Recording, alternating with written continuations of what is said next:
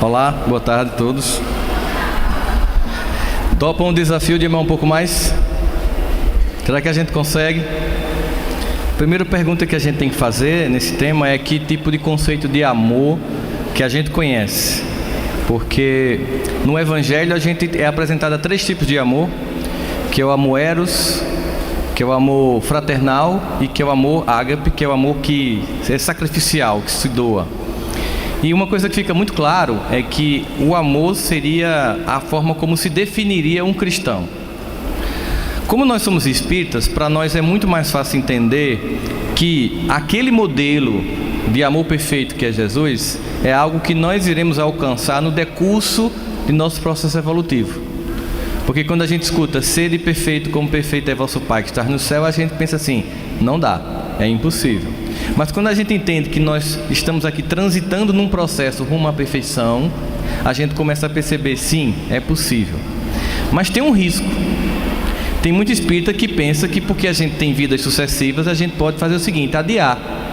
Já que eu tenho várias vidas, eu posso simplesmente deixar para ser amoroso na próxima.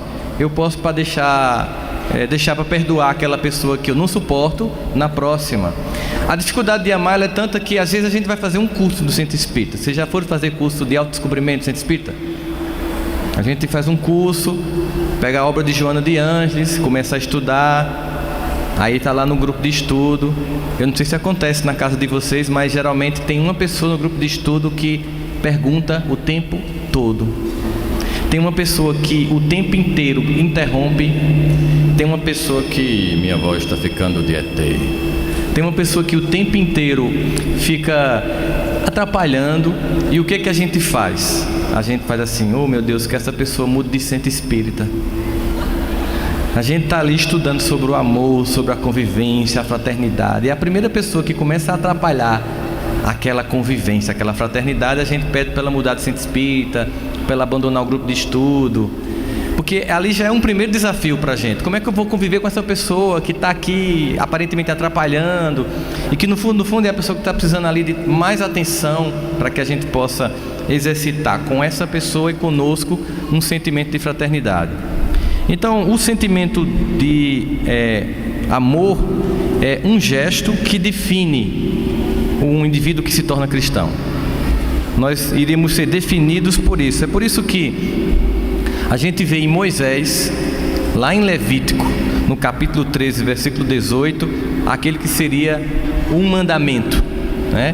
Ele diz assim, não procurem vingança, nem guardem rancor contra alguém do seu povo, mas ame cada um o seu próximo como a si mesmo. Moisés, como profeta, recebendo a revelação, tanto que no final faz, eu sou o Senhor. Moisés revelando a mensagem de Deus. Acontece que Jesus, nos momentos finais de sua presença física aqui na terra, ele chama os discípulos para dizer um novo mandamento. E é estranho, porque quando a gente lê esse novo mandamento, a gente pensa, mas esse mandamento é velho. Por que ele está dizendo que é um novo mandamento? Primeiro vamos tentar entender a circunstância. Imagine a pessoa que você mais ama nessa encarnação. Imagine que você esteja com ela num último jantar. Ela sabe que está indo embora. Essa pessoa, ela cuida de você. Um pai, uma mãe, um avô, ela cuida de você. Ela sabe que está indo embora. E ela sabe que como é o último momento de presença física na relação com você, ela certamente vai escolher o mais importante dos conselhos para deixar registrado no final. Certamente essa pessoa vai, depois de todas as lições dadas e todas as experiências que foram oferecidas no convívio com essa pessoa, ela escolhe, sabendo ela que não vai mais estar com você, ela escolhe um último conselho. E é exatamente o que Jesus faz naquela última ceia. Os discípulos não estavam ainda entendendo o que estava por vir, mas Jesus sabia. Ele resolve dar um último conselho, que no primeiro momento parece o mesmo conselho que Moisés deu em Levítico 13, 18. E aí o evangelista João, no capítulo 13, versículos 34 a 35, descreve este que seria o último conselho de Jesus. Ele diz assim: um novo mandamento lhes dou. Aí as pessoas ficam imaginando, depois do decálogo de Moisés, um novo mandamento: amem uns aos outros como eu os amei. Com isso todos saberão que vocês são meus discípulos, por muito se amarem. Mas amar ao próximo como a si mesmo não era algo já conhecido. Aqui ele apresenta algo diferente. Ele nos provoca, porque o que a gente percebe é o seguinte, que em Levítico, quando Moisés descreve: não procurem vingança, nem guardem rancor contra alguém do seu povo, a gente entende que a concepção de próximo que Moisés apresentou em Levítico era daquele que tinha a minha religião e daquele que era da minha raça. É por isso que o doutor da lei vai perguntar a Jesus: quem é o meu próximo? Porque para ele, considerando o que estava em Levítico, na interpretação ao pé da letra, era da minha tribo, do meu credo. E Jesus ele vai ampliar o conceito de amor. Então o que a gente percebe é que em Levítico é como se fosse um amor para o povo judeu, entre o povo judeu, uns para com os outros. Mas Jesus vai falar do amor com relação ao outro, só que ele cria um complicador para nós. Porque veja só, amar ao próximo como a si mesmo já é uma tarefa dificílima. Primeiro porque muitos de nós ainda não conseguiu se amar, ainda está tentando se perdoar, ainda está tentando ser feliz, achar que merece a felicidade. Tem gente que não acha que merece felicidade, tem gente que se sabota, tem gente que se destrói, tem gente que faz tudo para a vida dar errado. Então, nesse nível, ainda está uma necessidade de amar a si. Depois que você se ama com todas as imperfeições, e você começa a perceber que Deus lhe ama com todas as imperfeições que você tem. E quando a gente está em casa à noite e pensa assim: Deus me ama como eu sou, porque acontece com a gente nesse processo de idas e vindas do processo evolutivo, que a gente diz assim: eu sei, eu fui para o MIEP, eu vi as palestras, eu leio, eu faço o ESD, eu tenho uma busca, né? A meta, como diz Paulo, eu tenho uma meta, eu sou ainda uma pessoa em processo de crescimento, ainda tem muito defeito, mas eu tenho uma meta. E você diz: eu não vou fazer mais tal coisa. E naquela semana, aquela deficiência que você estava lutando para contornar e desenvolver como virtude, você faz tudo errado. Tudo errado, tudo errado, tudo errado. Coincide que naquele dia em que você fez tudo errado, é o dia do evangelho no lar. E aí você diz: com que cara eu vou abrir o evangelho para falar com a espiritualidade depois de tudo que eu fiz hoje? Esse sentimento, vocês já tomaram esse sentimento com vocês? Porque eu já tive isso várias vezes. Eu digo assim: eu acho que eu vou fazer de conta que eu esqueci do dia, mas o meu celular ele toca para lembrar 1 hora antes. Toda segunda de 9h30 da noite meu celular toca para dizer: às 10h30 da noite é o evangelho no lar. E o celular fez isso, ele tocou. Eu tinha dado um comando de esquecimento, tinha esquecido, aí tocou. E eu estava muito mal, estava mal comigo, estava mal com os outros, mas era o dia do meu evangelho. E nesse dia minha esposa tinha viajado, eu estava só. Por um lado foi bom, porque eu estava com tanta vergonha, que eu precisava fazer o evangelho só mesmo. E aí eu fiquei pensando como Deus é amoroso. Eu comecei a lembrar do filho pródigo voltando para casa, aquela imagem tão bela que Jesus nos provoca para ver a dimensão do amor de Deus.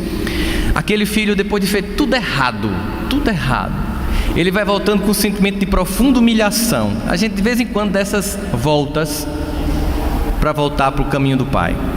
E aí eu estava com aquele sentimento e lembrando como foi que o Pai agiu, toda a simbologia que Jesus apresenta naquela cena tão belamente descrita no Evangelho. Porque quando aquele filho volta, todos nós já conhecemos a história, mas a volta tem características que sempre me comovem e me emocionam. É que aquele filho volta e para ele chegar à casa do pai, ele tem que passar por toda a tribo onde estão os servos do seu pai, para chegar à casa do pai. O que certamente seria extremamente humilhante, porque voltaria aquele filho tendo perdido tudo, cabisbaixa, certamente raquítico, barba por fazer, magro, completamente desestruturado, sem aquela pompa de ser filho do Senhor das terras. Mas o pai, sabendo, e quando ele avistou o filho ao longe, na colina, ele sai correndo em direção ao filho. Essa imagem é de uma beleza extraordinária, porque aí a gente percebe a misericórdia infinita de Deus em relação a nós, a nossa dificuldade de crescimento. Porque observe o seguinte: naquele momento, Jesus estava fazendo referência ao Salmo 23. Aliás, ao Salmo que diz: Senhor, eu sei que tu me sondas. Porque observe o que é que acontece. Quando o pai olha o filho vindo na colina, esmurecido, cabeça baixa, prestes a entrar dentro da fazenda do pai e ser motivo de chacota de todos os seus servos, o pai sente o que o filho está pensando, sente a dor daquele filho, porque no Salmo diz: mesmo quando falta em mim palavras, Pai, conheces o meu pensamento, e tal ciência é tão grandiosa que eu não alcanço de tão alta. E aquele pai, ele sai correndo, e assim ele sai. Imagina aquele homem, aquele judeu, idoso clássico, conhecedor da Torá, um homem rico, com toda a sua vestimenta que representava a sua postura social, correndo entre os seus servos para abraçar o filho, para que ele não tivesse que entrar e passar pelo processo de humilhação.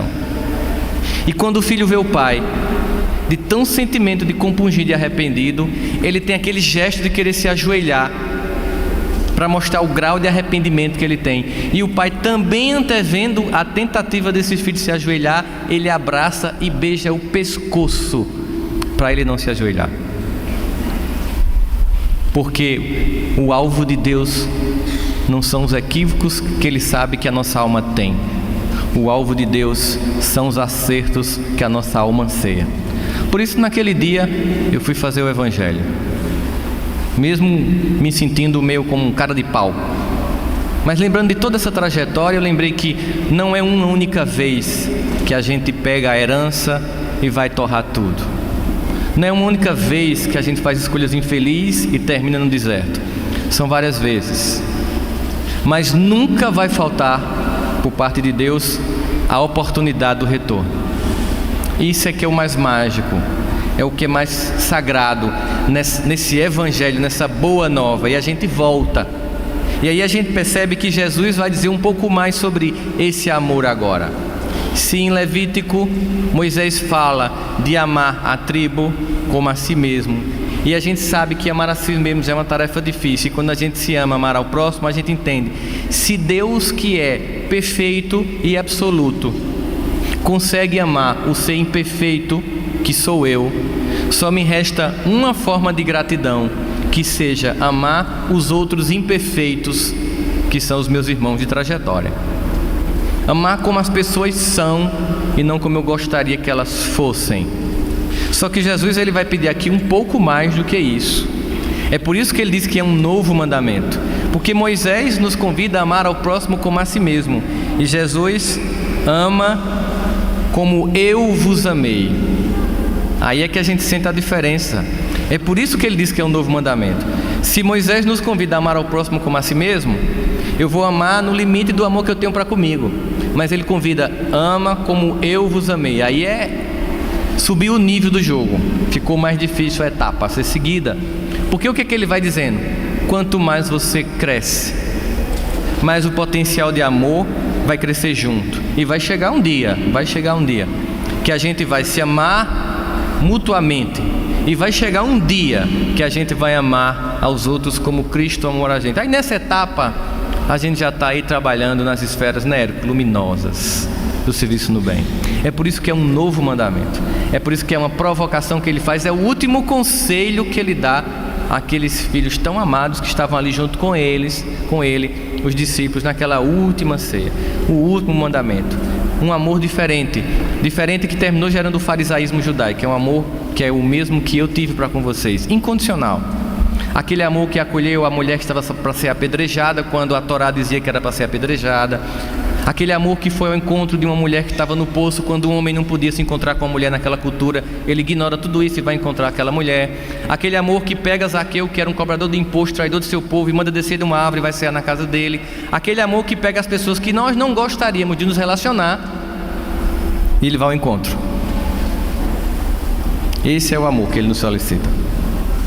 É o amor que chegaria perto de alguém que todo mundo aqui tem reproche social hoje em dia, e ele chegaria junto para acolher.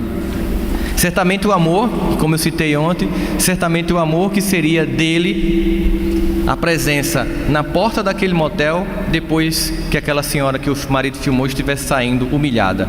Ele estaria lá para acolhê-la e não para criticá-la. É um amor que exige. É o amor ágape.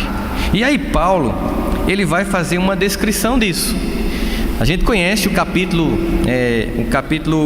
a primeira carta aos Coríntios, que é dividida em vários capítulos, e conhece o famoso capítulo 13, que eu citei antes. Mas é interessante, quando a gente vai estudar essa carta, observar que a carta de Paulo aos Coríntios, o capítulo 13, propositadamente, não por acaso, porque tudo é muito pensado no Evangelho, sobretudo em Paulo, não por acaso o capítulo 13 está antes do capítulo 12 e do 14. Aí vocês vão dizer, é óbvio que o capítulo 13 fica antes do 12 e do 14, mas eu quero falar do conteúdo do capítulo 12 e do capítulo 14, para a gente entender porque Paulo colocou o capítulo 13 exatamente no meio desses dois conteúdos.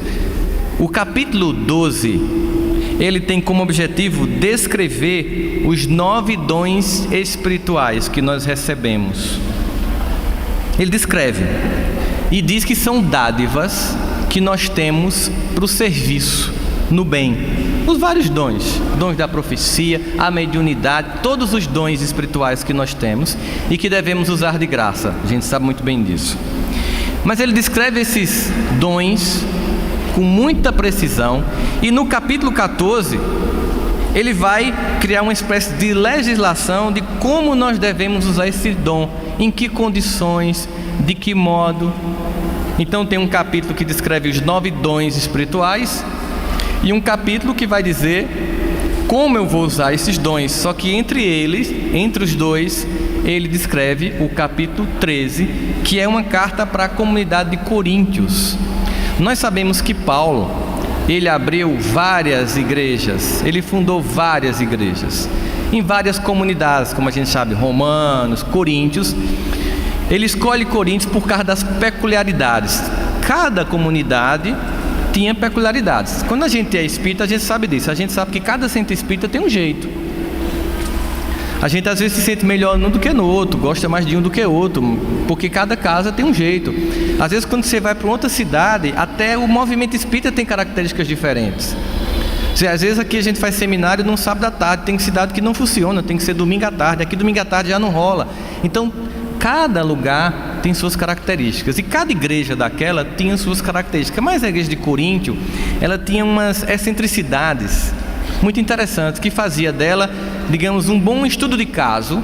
É como se Paulo pegasse a igreja de Coríntios para dizer o seguinte: eu estou descrevendo aqui quais são os dons, eu estou escrevendo aqui como é que se usa esses dons, eu vou mostrar aqui o que é não usar esses dons.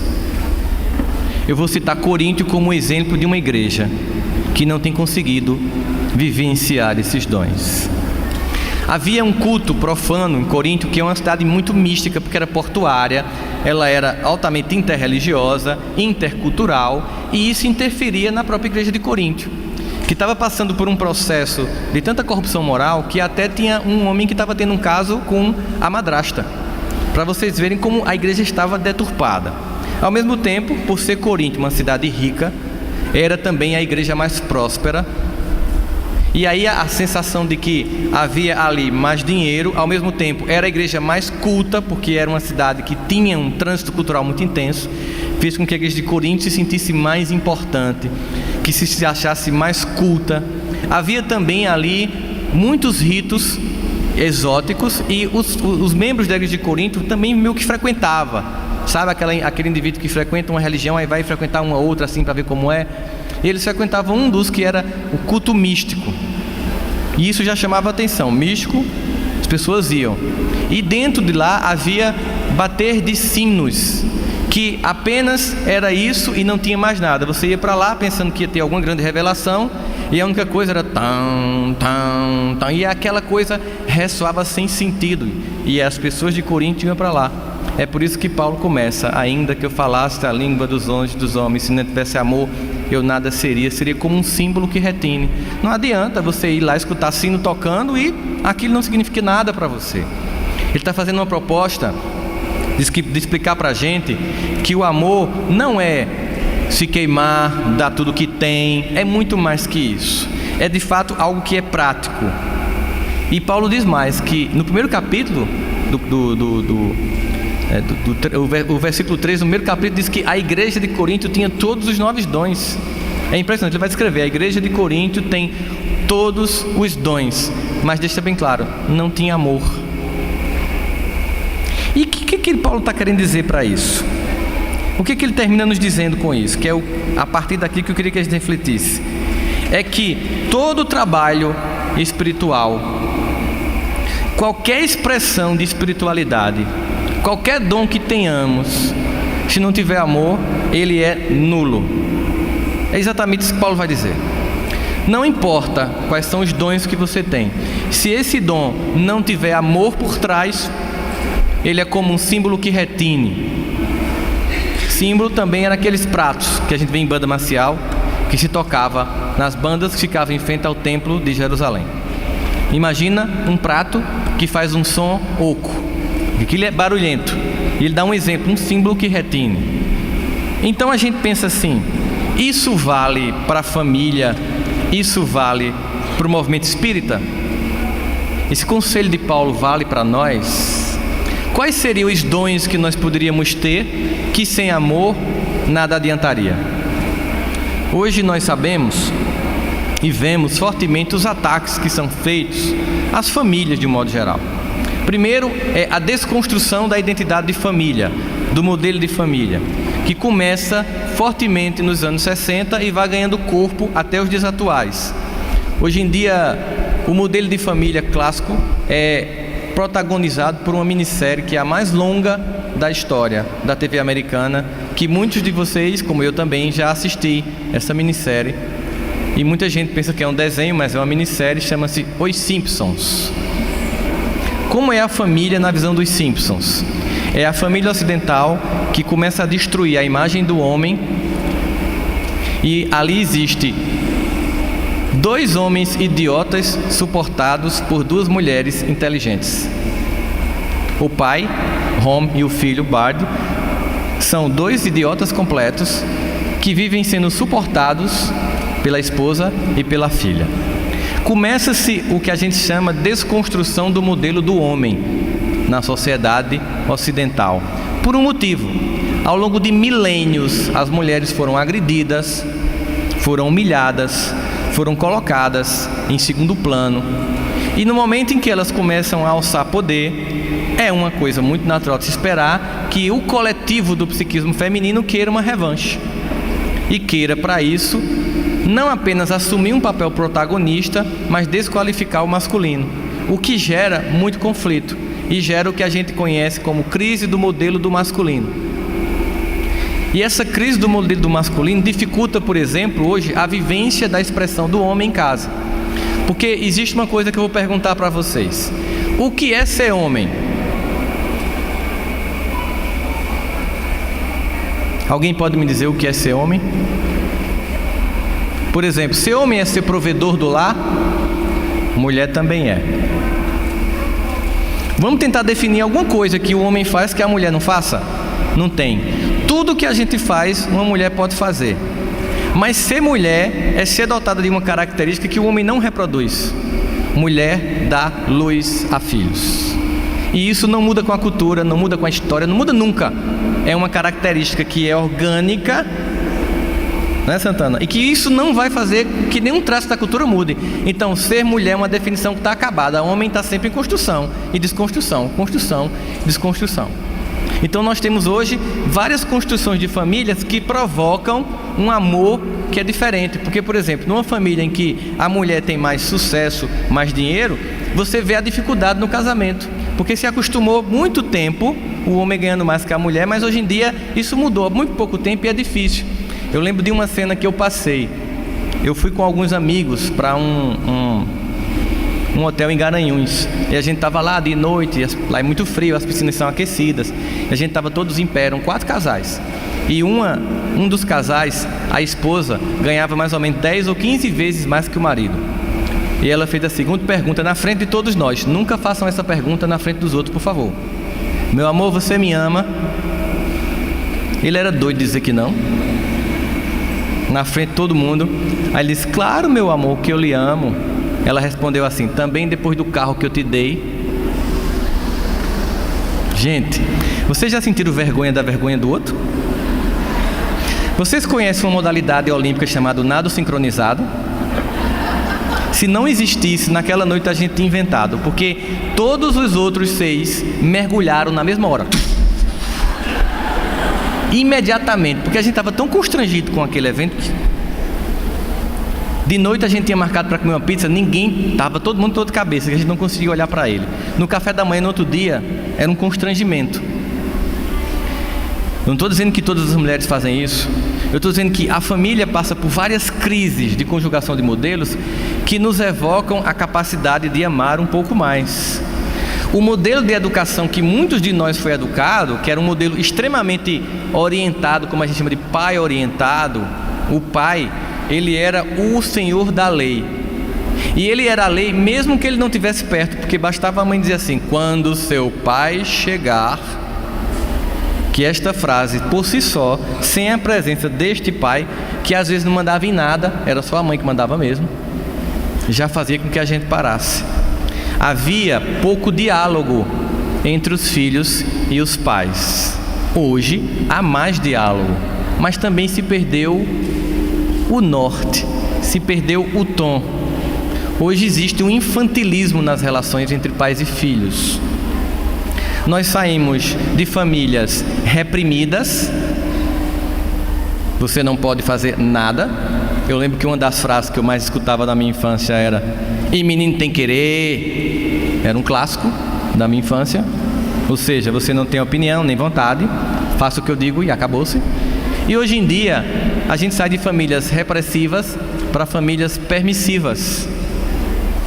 Nesse desafio de amar um pouco mais os filhos, numa família mais democrática, muitos pais se perderam. Hoje é motivo de calamidade na educação, e quem é professor aqui sabe do que eu estou falando, receber os filhos dessas famílias incompetentes e preguiçosas. Eu vou repetir: famílias incompetentes e preguiçosas, que não educam seus filhos e pensam que são os professores que têm a tarefa de fazê-lo. E mesmo quando o professor resolve fazer, porque ele consegue amar um pouco mais, quando ele dá o limite que o pai e a mãe não deu, agora não dá tempo nem um menino chegar em casa para contar a versão dele, ele manda um WhatsApp para o pai e para a mãe, dizendo que a professora humilhou, e crendo completamente que meu filho é um santo, um índigo cristal que chegou na minha casa para mudar a história humana, eu vou na escola esculhambar o educador. Acontece? Acontece demais. Por que esta preguiça ou por que esta incompetência de educar? Que eu chamo de aborto afetivo. Você deixa a criança vir ao mundo porque você tem medo de ir para um umbral se fizer o aborto, mas você não educa a criança, você deixa ela a capacidade de fazer escolhas que ela não tem. Porque pai e mãe têm que recortar a realidade e escolher o que pode e o que não pode, o que é permitido e o que não é. Ou como diria Paulo: tudo me é permitido, mas nem tudo me convém. Quem vai me dizer quando eu sou criança que as coisas não me convêm? O mundo, eu mesmo ou meus pais? Meus pais. Mas perdidos, começaram a desenvolver um sentimento infantil. Os pais de hoje querem ser amados pelos filhos. E os pais do passado nunca tiveram a intenção de serem amados. Eu lembro de uma história que eu já contei, mas para reforçar o exemplo, eu cheguei para minha mãe aos 16 anos. Aqui em Campina Grande tinha uma festa chamada Micarande, que era um carnaval fora de época que tinha aqui, depois do carnaval. E eu disse: eu vou atrás de Ivete. A minha mãe disse: vai não, eu nem dinheiro para comprar uma abadá tenho. Meu avô me deu, porque você sabe que avô hoje em dia estraga, né? Avô antigamente terminava de corrigir, hoje avô estraga, né? E aí minha mãe disse: mas você não vai porque você só tem 16 anos e é o que eu disser. Aí eu disse: mas quando eu tiver 18 eu vou. Ela disse: vai não, porque vai morar aqui, e se morar aqui depende de mim, se depende de mim eu que mando e acabou. Aí eu fiz: é muito engraçadinha a senhora, quando acabar ainda quer ser amada. Desse jeito. A minha mãe olhou para mim assim e fez: meu filho, quem foi que lhe disse que eu quero o seu amor? Aí eu me choquei: mãe, você não quer que eu lhe ame? Meu filho, amor é uma escolha. Amor é para fazer com maturidade. Amor é uma escolha. Eu escolhi lhe amar. Isso não vai mudar nunca. Agora, se você vai me amar ou não, é uma escolha que você vai fazer. Eu quero lhe dizer que eu não preciso do seu amor. Agora, eu não abro mão do seu respeito. Estamos entendidos? Eu fui pro quarto, bati a porta, pá! Não tinha ferrolho, porque minha mãe deixou claro que a casa era dela e eu era um hóspede temporário, que aquele quarto também pertencia a ela, que a cama também era dela e que eu não levaria nada daquilo quando eu casasse. De fato, não levei. Portanto, ficou claro que de fato eu era um hóspede temporário, mas com muito afeto. E foi preciso muito tempo para eu entender aquela cena. Aquela cena eu só fui entender já cursando psicologia, quando nas cadeiras que falavam sobre emoções humanas e os sentimentos, a gente começou a estudar sobre o significado simbólico dos sentimentos e foi percebido que o amor é o mais sofisticado dos sentimentos. De forma que o amor não pode ser sentido por crianças e adolescentes. Ele vai ser sentido mais por adultos, porque o amor é uma sofisticação dos sentimentos. E ele só acontece com alguns pré-requisitos. Tanto que você percebe que o filho não ama, que ele faz assim: mãe, aí você faz: o que é que você quer? Porque você sabe que aquele é um gesto de chantagem, que é um jogo afetivo. O que é essa escala de afeto? É que eu só vou amar quando antes aquele ser que vai ser objeto do meu amor for objeto de outros sentimentos. Eu só posso amar alguém que eu respeito. Eu só posso amar alguém que eu admiro. Eu só posso amar alguém que eu me submeto. Portanto, os pais do passado nunca se preocuparam se nós iríamos ou não amá-los, mas nunca abriram mão de ser respeitados. Com isso, eles conseguiram o nosso amor e o nosso respeito. De forma infantil e insegura, os pais de hoje querem ser amados, mas não se fazem respeitar e ao final não conseguem nem o amor, nem o respeito. E eu quero dizer, se você é aquele pai ou aquela mãe que é o bruxo ou a bruxa da história, fique em paz, porque você é quem ama de verdade. Seu filho não vai gostar de você por enquanto, mas quando ele tiver os filhos dele, ele vai dizer assim: eu espero em Deus conseguir educar meus filhos como você me educou. Porque se ele deu certo, ele só pode ter dado certo por um motivo: porque você fez a sua parte. E se ele deu errado, pode ter certeza que você deixou de fazer a sua parte. E você pode estar agora aí pensando: e lá em casa já está troncho, o que é que eu faço? Reintegração de posse afetiva. Reassuma seu papel. Certa feita, eu fui com um amigo, eu estava veraneando aqui em João Pessoa, e aí um amigo meu fez assim: Rossandro, meus filhos foram para Disney e eles estão voltando da viagem, e eu queria que você fosse comigo pegá-los no aeroporto em Recife, porque eu imagino a alegria deles e o contentamento e a gratidão por eu ter proporcionado essa viagem. Quando ele disse isso, eu disse: eu vou ter que ir. Ele vai precisar de ajuda psicológica, porque quem danado quer sair da praia em João Pessoa para pegar 101 para ir para Recife, aquele trânsito miserável de Goiânia, de Abreu e Lima, aqueles buracos para chegar no aeroporto. Tinha que ser amar um pouco mais. E aí eu fui porque eu sabia a angústia daquela criatura. Chegamos lá em Recife, era um filho de 15, um 16 e um 17. Abriu-se aquela porta e saiu aqueles adolescentes com aquelas malas de 32 quilos, uma cara de tédio, o maior do mundo, todo assanhado, depois de 8 horas de voo, claro, né? E o pai, e aí, como é que foi? Tão felizes? Foi legal? Aí eu fiz, normal, pai. Aí ele olhou assim, mas vocês foram nos parques? Foi bom? Normal, pai, parque, as compras no outlet, o senhor já foi normal, normal. Aí ele olhou para mim assim, meio frustrado, né? E eu já sentindo tudo que ia acontecer, ali era só o começo da dor daquela criatura. Ele fez, trouxeram o que para mim? Eles olharam um pro outro assim. Era para trazer alguma coisa pro senhor? Aí, o pior, hoje é meu aniversário. Eita! Tu não trouxeste nada, papai? Não. Aí um ficou culpando o outro. Pai, a gente não trouxe não. Aí ele silenciou. Entramos no carro. Ele em silêncio, eles em silêncio e eu em silêncio. Constrangimento total. Quando você quer virar um avestruz e fazer de conta que não está ali. Aí um deles rompe o silêncio perguntando o seguinte: papai, o senhor alugou a casa de praia em Camboinha? Que quem é de Campinas sabe que tem algumas praias em João Pessoa que são praia de campinenses, praia de oi fulano, oi cicrano. Camboinha, Jacumã e outras tantas. Você vai lá para fugir de Campina e reencontra Campina. E aí eles queriam que o pai tivesse alugado a casa em Camboinha. E o pai disse, não, eu aluguei em Cabo Branco. Aí o filho fez, isso é muito fuleira mesmo. Como é que o senhor apronta uma sacanagem dessa com a gente? Depois de uma viagem cansativa dessa, estavam na África trabalhando. Viagem cansativa de Disney, olha só. E todos os nossos amigos em Camboinha do colégio, o senhor aluga uma casa em Cabo Branco. É muita sacanagem sua. Aí ele fez, que absurdo! E começou aquele discurso, né? Quando você quer dar um discurso para os filhos, aí conta a sua história. Eu era pobre no sertão da Paraíba.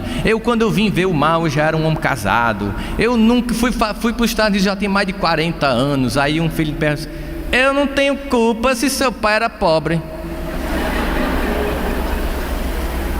Aí ele olhou para mim e fez, Rossandro, o que é que eu faço? Isso é a pergunta que se faça a uma outra criatura. Aí eu disse, eu vou te fazer uma pergunta. Faz. Se tu tivesse feito 10% que teus filhos te fizeram agora, nesse trajetóriazinho de Recife para cá, com tua mãe ou com teu pai, o que é que tinha acontecido? Ele disse, eu não tinha mais nem queixo. Tu deixou de amar teus pais por isso? Ele disse, não. Então tá faltando em você, é isso. Você quer saber o que é que você faça? Seja pai. Aí ele fez assim no painel do carro. Pois agora tá decidido. Nem Camboinha, nem Cabo Branco. Vamos para Campina, acabou, nem veraneio. E tem mais. As malas estão confiscadas. Não vão ser abertas, só daqui a 3 meses para vocês aprenderem a me respeitar. Cala a boca! E tudo. Aí eu disse, meu Deus, ele conseguiu o hashtag e voltou a ser pai. Rapaz, que coisa mais. Eu comecei a sentir uma alegria. Aquela criatura estava fazendo uma reintegração de posse afetiva. O sem terra afetivo tinha tomado o terreno, ele foi lá e recuperou. Porque a gente, para amar, dá trabalho. Isso na instituição espírita do mesmo jeito. Dá trabalho, tem que conviver. Eu lembro que eu perguntei à minha mãe uma vez, ela dizia assim, tire a toalha molhada da cama. Ela já dizia assim, com um tom lento. Aí eu fazia, mas a senhora não cansa não? Ela disse, tu acha que eu gosto? Que eu tenho o maior prazer de espero tu errar para dizer que não erre? É um saco fazer isso, criatura. No dia que você não fizer, eu deixo de dizer. Porque a educação, essa trajetória de amar um pouco mais, que vai em casa para depois ir para a instituição, para depois ir para a sociedade, exige repetição. Por isso que Chico ouve de Emmanuel, disciplina, disciplina, disciplina, que é repetição, até que aquilo se instale como trajetória e comportamento. Você vê, você vai pegar um avião, entra no avião, aí tem o clássico do avião, as pessoas que estão no avião. Primeiro você observa o comportamento, é muito exótico você ficar dentro de um avião, por tudo que acontece no avião. Primeira coisa, você vê que algumas pessoas, quando a aeromoça começa a dar os avisos, quando é uma viagem de primeira vez, você sabe porque a pessoa está fazendo o selfie da turbina, da escada, dela sentada, é o primeiro voo. E quando a aeromoça começa a dar o recado, ela acha que aquilo vai acontecer, e ela fica assim, em pânico, prestando atenção. Alguns, porque tem certeza de que vai acontecer, já tomaram Rivotril e estão dormindo. Outros estão lendo a revista de bordo. Outros estão no smartphone, que nem deveria estar mais. Quase ninguém presta atenção. E ela diz um discurso clássico: senhores passageiros, antes da decolagem, preste atenção aos nossos procedimentos de segurança, mesmo que você seja um usuário frequente dos nossos voos. Em caso de uma inesperada despressurização da cabine, máscaras cairão. Puxe o elástico para liberar o fluxo de ar e coloque-o sob a boca e sob o nariz. Depois, ajude crianças e pessoas necessitadas. Lembrem-se que os assentos são flutuantes. Adianta nada um avião caindo no mar, o assento ser flutuante, mas é bom dar o aviso, né? E luzes de emergências acenderão. O que adianta uma luz de emergência com o avião caindo? Mas tudo bem, está lá, né? E por que ela diz aquilo toda vez e ninguém presta atenção? Quando acontece uma inesperada despressurização, porque acontece a mais de 10 mil metros de altitude, numa temperatura externa da cabine de menos 50 graus Celsius. Tudo que tem lá, aliás, tudo que não tem lá é oxigênio. Como os pais, por instinto de sobrevivência, primeiro colocam as máscaras nos filhos, mas os filhos não têm força de colocar nos pais. Na frequência, os pais salvam os filhos e morrem. Por quê? Porque não escutou o aviso repetido, que tem um objetivo: criar uma memória tão fixa, mas tão fixa, mas tão fixa, que em meio à angústia você reproduz o comportamento. Porque amar no cristianismo significa aprenda a reagir como Jesus, porque agir é fácil. Agir como Jesus é fácil. Eu penso, eu vou lá para o centro espírita hoje, muda a voz. Pô, amor, meu irmão, que caro confrade, que alegria que está aqui com você, meu irmão. A gente muda a voz. Eu tenho um amigo que tem uma voz desse jeito. A gente faça a prece, Flannery. Amados irmãos, incorporou, e é uma pomba gira, só pode ser. A gente está planejando se comportar como cristão, só que apenas 10% das nossas ações são atitude consciente, 90% é reação. O que Jesus quer com o evangelho dele? Eu vou oferecer um modelo para vocês. Ame como eu amei. Para quê? Para você aprender a fazer uma coisa mais difícil ainda: reagir como eu. Porque agir como Jesus é fácil. Eu planejo. Vou conversar com uma pessoa que eu detesto, então eu penso numa trajetória, 3 possibilidades. Se a conversa for boa, se ela for ruim e se ela for péssima, como é que eu vou agir como Jesus agiria? Aí você se planeja, vai lá, beleza. Mas reagir significa que eu já introjetei tanto aquele modelo que mesmo na surpresa, minha resposta é o amor. Aí é que é complicado, porque 90% da atividade da gente é a reação. A gente sente isso de manhã. Você acorda de manhã, coloca 7 minutos com Emmanuel, com Haroldo Dutra, bota Tim, Vanessa, Semi-Arte, Toque de Luz para cantar, já para ir entrando num clima, né? A não ser que você seja um desequilibrado, vai escutar de manhã Patrulha da Cidade. 3 pessoas são assassinadas no final de semana no Carnaval de Campina Grande. Então, se você quer trabalhar já nesse clima, beleza, mas eu já é pesado. Aí você vai entrando no clima, tem Vanessa, tal, bota lá no carro, vai bem tranquilo, um carro vai tem na sua frente, aí você, infeliz. A reação amorosa é que é complicado, porque é surpresa. Pego de surpresa, né? Aquela coisa de chegar na sua casa e entrar na cozinha domingo à tarde. Surpresa. Ninguém gosta, né? Você tá lá com aquele pijama rasgado, cabelo todo esganhado, a luz assim, desse jeito. Surpresa. Amar um pouco mais significa saia de um amor planejado que chega a ser falso, que chega a ser hipócrita, de tão artificial que é, e reaja com amor. Aquela surpresa do contato. Quando eu entrei no movimento espírita, eu imaginei que todo mundo era médium, e que sendo médium sabia tudo de mim. Então, quando eu cheguei no centro espírita, que tinha uma mesa com as pessoas olhando para mim, eu digo, nunca mais volto aqui. Estão vendo minha vida toda, estão sabendo quem eu sou, não volto mais. Depois eu tive a feliz satisfação de saber que ninguém conseguia ver o que eu era. Por isso que a gente consegue estar junto, sentadinho aqui, porque ninguém desconfia quem está do seu lado.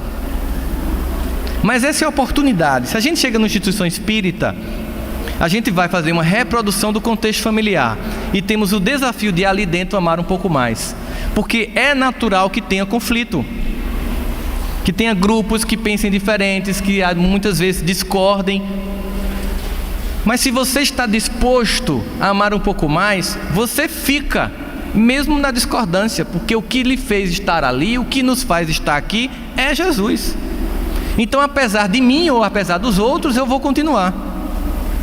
Porque se Jesus diz que veio para os cristãos doentes, é estranho imaginar que eu estou indo para um canto que não seja um hospital. O que é uma instituição religiosa se não um hospital? Em hospital tem doente dá trabalho. O doente que sou eu, o doente que são os outros. Então esse exercício de amar um pouco mais é chegar naquele contexto ali e pensar, é o seguinte, a gente discorda, você pensa de um jeito, eu penso do outro, um quer assim, o outro quer assado, um bota o passo assim, o outro bota o passo do outro jeito, não importa. A gente não quer amar, a gente não tem um compromisso aqui, a gente não recebeu um convite. É por isso que a gente está aqui. É por isso que a gente consegue abrir mão de todos esses, essas festividades carnavalescas que muito atraiu já alguns de nós, e hoje a gente abre mão com uma tranquilidade, porque a gente vem para cá, não paga uma fortuna por um abadá, a gente sai preenchido e com sensação de saudade. E quem vai para o carnaval volta esvaziado, quando não contaminado com tudo que vivenciou. A gente já consegue sentir o prazer de vir para um evento como esse. A gente já está começando a amar um pouco mais. Mas o que ele solicita da gente? Vamos dar um passo a mais, um passo à frente. Vamos continuar nesse processo. Amar um pouquinho mais ainda. Para que a gente possa entender. Somos nós, convidados de Jesus, para estar aqui num evento como esse, como nas instituições, entender por que estamos aqui. Sabe o que é um MIEP da vida? Um congresso espírita, um seminário? Isso aqui é um campo de treinamento para uma batalha. Nós estamos aqui sendo treinados para uma batalha. Batalha que Paulo diz que nunca foi contra sangue nem contra carne, mas contra principados e potestades.